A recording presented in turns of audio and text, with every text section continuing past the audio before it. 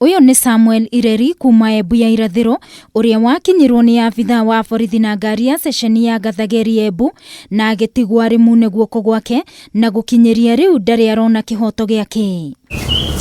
Augite ona thutha wa abitha ucio wa borithi kuonania muguraria we ahiukaga kugarura ngari niguo ethare no atwarithia boda makimuhingiriria na ona thengia wa Ireri kuhura riboti ceceni-ini ya borithi na akiheo P3 gutire ikinya ona rimwe ritacukitio. Kufika hapa Equity nikafikiwa na gari la polisi, ilikuwa na dereva pekee, akakunja akanishika jacket yangu akanifuruta.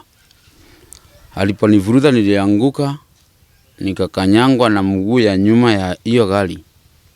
Ilikuwa ni GKMB 187J na imeandikwa Gathageri. Sasa alipopita alirudi nyuma tena.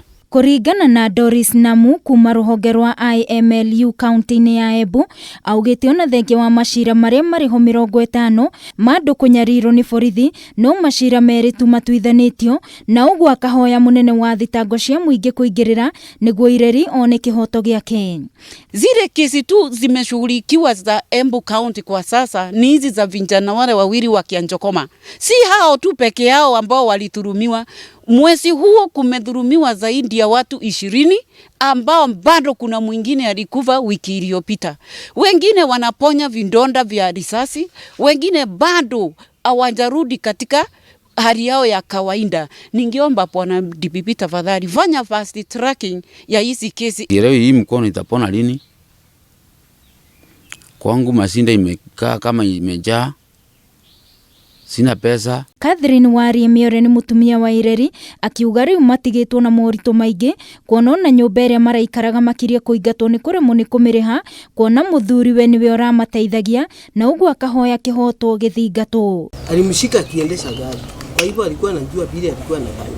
Kuna mwingine alikanyanga hapo tu na akamlipa 15,000. Unaona?